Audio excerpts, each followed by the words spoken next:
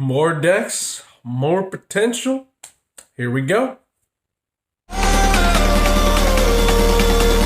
Reach for the stars, 'cause we're aiming high. All right, what's going on, YouTube fam? This is your boy J Money here, and here we go. We have yet another top 5 list. So, with a ban list this big, in order to do more kind of videos, you don't just need top 5s. We don't just need speculations of, the best decks and all that good stuff, what to buy and all that stuff. We also need to make brand new combos and all that. And, for ban lists this big, that makes a huge shakeup, requires us to use cards that we don't necessarily have or may not have, and that requires us to go online and purchase those cards, which is kind of what I did. So waiting for a lot of the stuff to come in the mail before I, so I can start doing more combo tutorials once again. So other than that, let's go ahead and talk about the fact that, hey, when this list hit, it shook up the game, and we can only speculate what the best decks are going to be. We can only speculate what the rogue decks are going to be, because we have not had any premier events yet. When I made the top 5 rogue decks, notice that there's a lot more decks out there with a lot more potential. So with that, I give you the top 5 sleeper decks of January 2020. Now, this will not include decks like Burning Abyss and just Lunalight combo in general, because those are 2 decks that are being talked about and are definitely being looked at by the player base. So, sleeper decks is, decks that have lots of potential that aren't talked about. And Burning Abyss and Lunalight combo do not fit in those categories. So with that being said, let's go ahead and start off with the honorable mentions first. And we only got a couple, being one being Medolce and the other being DDDs. So let's start off with Medolce first. Medolce is an excellent going second strategy, which essentially aims to OTK the opponent and does pretty well at breaking boards and all that. However, the reason why it is an honorable mention is because it is a deck that is only good under a defined format. If you know exactly what the meta is going to be like, there's little to no second guessing regarding your the kind of go second cards of choice you choose to play, because those go second cards of your choice that you choose to go with will dictate how many game ones you win in a 8 to 11 round tournament, being regional, YCS, whatever you want to talk about. So there's that. Again, I made that mistake in San Antonio right as Nibiru got hit. I played a lot of cards against combo and played against a lot of control and stun matchups, and a lot of those Ghost Seconds cards I played were absolutely useless. So bear that in mind. But Kaijus are actually pretty good in this format, and I'll explain why later. Anyway, second honorable mention being DDDs. Why? Because one card only, Cloth Heap, coming out of Ignition Assault. Excuse what is going on in the background, but yeah, Cloth Heap actually does some things for the deck. It's not Needle Fiber, but Needle Fiber with Cloth Heap is going to be absolutely amazing for DDDs as a whole. So Cloth Heap essentially makes it to where DDDs can actually play under Master Level 4 really easily. Just giving you that extra summon of Lamia without using Lamia's effect is a pretty big deal. Now, is it enough for the deck is the question, because if Cloth Heap was able to summon, let's say, any leveled monster, then we'd be talking something completely different. Being able to resurrect Genghis and all that good stuff would be, and is it Leonidas? It's the Synchro. Alexander, there you go. Those are used, but no. So I don't know, and a deck like DDD is still Glass Cannon at that, but the combos are still very much there, so honorable mention it is.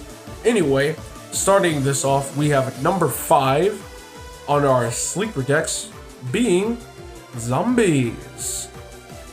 That's right, folks, you heard it, Zombies. With anticipated decks like Spiral and Orcus being one of the top 3 best decks, we have a deck that essentially ruins those strategies a little bit with the addition of cards like Zombie World, turning everything in on field and in grave into zombies. And it doesn't really affect those decks too much, but things like Doom King Baladroke, still an amazing card. And Rivalry Warlords with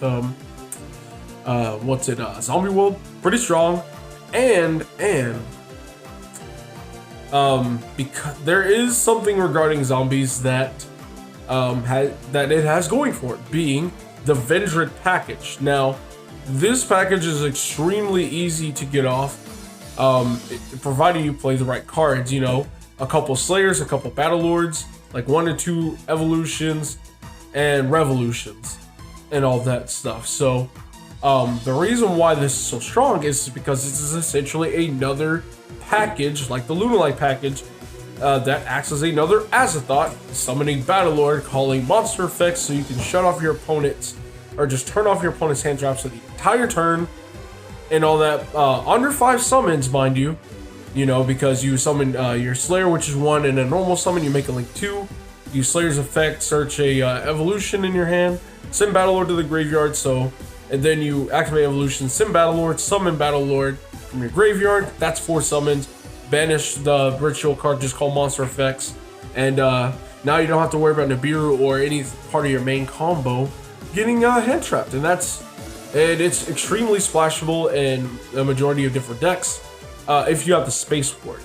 You can play, you can play pre-preps to search, Slayer, and evolution or revolution, just to make it a lot more consistent. You can also play incantations, multiple chalice slimes, and all that, so you can also attribute those as fodder, so you don't attribute your main combo pieces. You can also play preparation rites to search the incantations. Again, the package can be as big or as small as you want it to be, but it is another semi-generic engine you can play to splash into other decks and summon Azathoth, essentially. But that's enough of summons. Number 4, guys, we have, wait for it, Crusadia. There you go. Another really good, solid go second strategy in today's game. Kaijus, again, I've said it, hinted at it earlier. Kaijus are pretty big this format. Kaijus do a lot. Why? Because against spirals, if you have trouble with Sleeper, you can tribute over Sleeper. And, if you're playing against like a back row deck or something, but you're playing Crusadia, so you're probably just going to tribute over the Sleeper so you don't have your cards nuked and all that. And, you don't have to worry about utility wire because spiral players don't play it. Anyway, Kaijus are good for that reason. Orcus, shutting off IPs, just shut off the IP so you can, so your opponent loses a very important piece of interruption there. Since Subterra Guru's anticipated to be a really strong deck, like a top 5-ish kind of deck, just dropping Kaiju over Subterra Guru was really strong. It turns off one of the most important pieces of interruptions, being Fiendus. And Final Battles is a lot less of a nuisance in that regard as well. So, and obviously, against like a deck like Spirals, if you do Kaiju over Sleeper, you can still summon Equimax in front of Appaloosa and basically do some serious damage. And with a revival, you can attack over everything, and they're probably not going to be destroyed in battle because there's probably a Nightmare Phoenix on the board. So, congratulations, you just OTK'd your opponent. And Crusadia, pretty nice. Number 3, Dragon Link. Now, there is a secret reason behind Dragon Link why I put that in the Sleeper deck. And I think I'm going to have to bring this to light personally when I get the cards in the mail and I start doing these combos. But anyway, the reason why is because I came up with a Dragon Link combo. Not really Dragon Link, but just a Guard Dragon based combo to where if you can pull off a Guard Dragon combo, you can summon any monster in the game that you want. Provided it can be special summoned by ordinary means. So keep that in mind. It's no different from number 29, except you can search any monster out that you can summon for any particular situation. You can search Christia against decks like Spirals or Orcus, whatever. You can search Jinzos for your stun matchups like Ultra Guys and Subterra, summon it out. You can I don't know. You can do a lot. Anything you can think of. I can banish. It's fine. Appaloosa still really good card. Into Guard Dragon combo, Spheres, Warlord, Savage Dragons.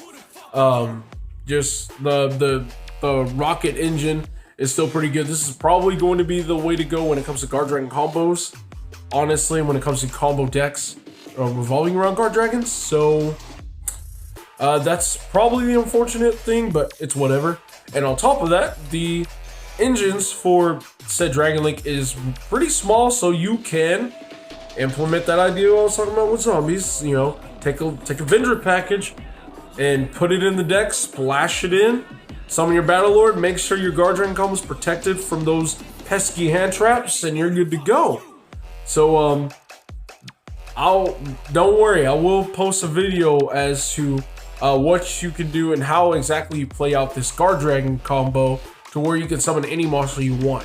Now, I will warn you, if it's not a natural dragon-based deck that is meant for Guard Dragons, then you're going to need to dedicate about 10 cards to your main deck. But because of this, if you are playing, like, let's say, Dragon Link deck, you're actually going to have to commit, 4 cards. 3 specific pieces for this combo, and the 1 monster that you want to summon.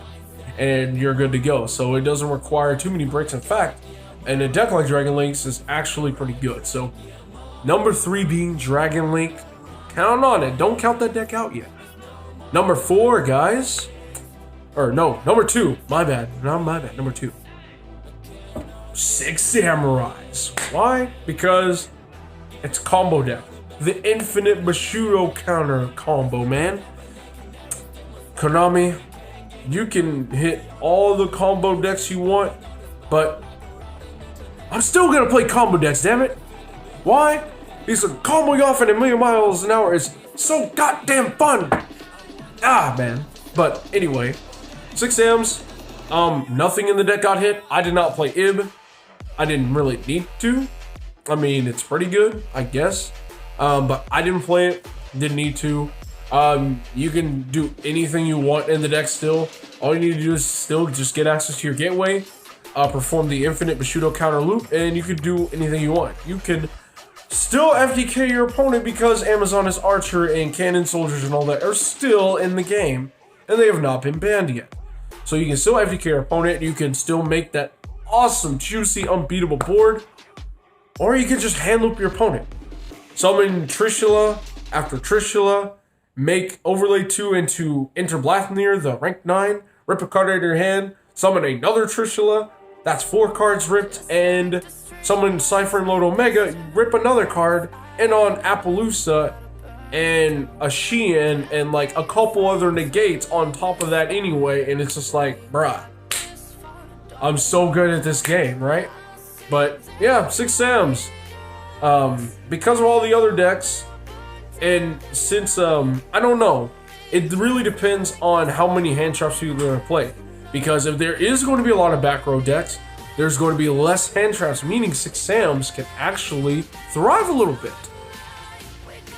But if decks like Spiral and Orcus are the best decks, then unfortunately there's going to be a lot of hand traps. So you can still play Left Arm Offering. Eagle Booster is still in the game. If you choose to play Eagle Booster at multiple copies to make sure that Great General resolves, go ahead and do that. Highly recommend it.